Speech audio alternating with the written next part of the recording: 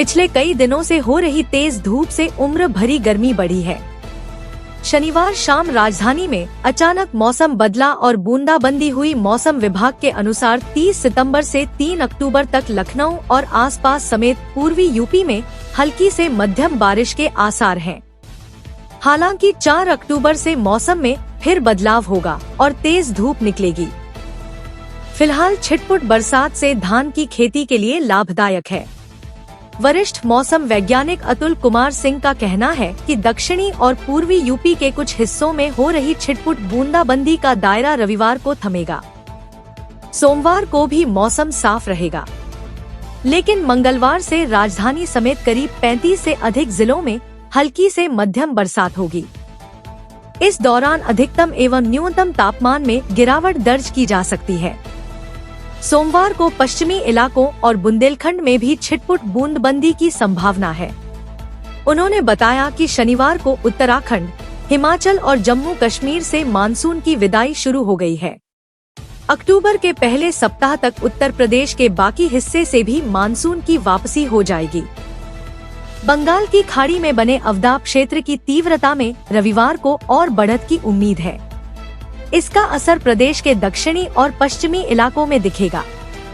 मौसम विभाग IMD के अनुसार 29 सितंबर के अलावा 2 से 3 अक्टूबर को दक्षिण पश्चिम मध्य प्रदेश और विदर्भ में, 2 से 3 अक्टूबर को दक्षिण पूर्व मध्य प्रदेश, पश्चिम बंगाल और सिक्किम में, जबकि 30 सितंबर से 3 अक्टूबर तक छत्तीसगढ़ में कई स्थानों पर हल्की से मध्यम बारिश के आसार हैं।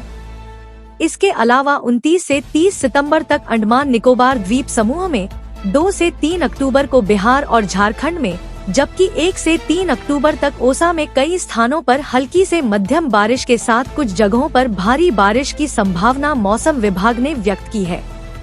अगले 7 दिनों तक पश्चिम बंगाल, सिक्किम और बिहार में तूफान के साथ तेज हवाएं 30 से 50 किमी प्रति घंटा चलने की संभावना है।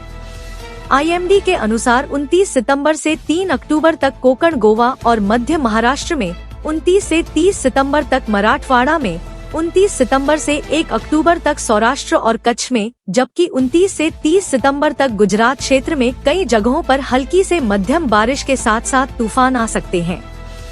30 सितंबर को सौराष्ट्र कच्छ में और 29 सितंबर को दक्षिण गुजरात क्षेत्र में बहुत भारी बारिश की संभावना है। छत्तीसगढ़ में मानसून की रफ्तार बरकरार है। पिछले 24 घंटों के दौरान दुर्ग और बस्तर संभाग में कई जगहों पर झमाझम बारिश हुई, जबकि कुछ इलाकों में भारी वर्षा दर्ज की गई। मौसम विभाग ने अगले 24 घंटे तक और उसके बाद भी हल्की से मध्यम वर्षा के साथ वज्रपात की आशंका जताई है।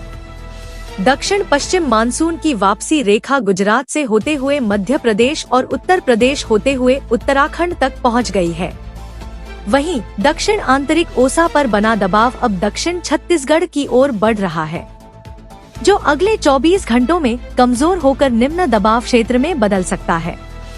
फिलहाल द्रोणिका दक्षिण आंतरिक ओडिशा से होकर उत्तरी आंध्र प्रदेश, दक्षिण छत्तीसगढ़, तेलंगाना और कर्नाटक होते हुए गोवा तक फैली हुई है। विभाग ने 30 सितंबर को उत्तरी अंडमान सागर में चक्रवाती परिसंचरण और 1 अक्टूबर को बंगाल की खाड़ी के उत्तरी मध्य हिस्से में निम्न दबाव बनने की संभावना जताई है। बिहार का मौसम इन दिनों लोगों के साथ खेल खेल रहा है। कभी चिलचिलाती धूप तो कभी हल्की फुहारें। ऐसे में अब नवरात्रि के छठे दिन राज्य के 26 जिलों में बारिश का येलो अलर्ट जारी किया गया है। मौसम विभाग के अनुसार बंगाल की खाड़ी से आ रही नमी भरी हवाओं के कारण दक्षिण और पूर्वी बिहार में हल्की से मध्यम बरसात हो सकती है। पटना, गया, मुजफ्फरपुर, वैशाली जैसे जिलों में बादल छाए रहेंगे, जबकि पश्चिमी सीमावर्ती इलाकों और सीमांचल में तेज हवाओं के साथ बिजली चमकने की आशंका है। साथ ही 40 किलोमीटर प्रति घंटे की रफ्तार वाली हवाओं की भी चेतावनी जारी की गई है, जो कि यात्रियों और पंडाल आयोजकों के लिए सतर्कता की घंटी बजा रहा है। राजधानी पटना में आज दिन भर उमस भरी गर्मी का राज कायम रहेगा। अधिकतम तापमान 35 डिग्री सेल्सियस तक पहुंच सकता है, जबकि न्यूनतम 27 डिग्री के आसपास रहेगा। सुबह की धूप से लोग परेशान होंगे, लेकिन शाम ढलते ही हल्की फुहारें गिरेंगी, जो कुछ राहत देंगी। हवा की गति 2 से 3 किलोमीटर प्रति घंटे रहेगी, लेकिन आर्द्रता के स्तर के कारण गर्मी असहज लगेगी। मौसम वैज्ञानिकों का कहना है कि यह उतार चढ़ाव 1 अक्टूबर तक चलेगा। उसके बाद 2 अक्टूबर से मानसून फिर सक्रिय हो सकता है, जिससे भारी बारिश की संभावना बनेगी।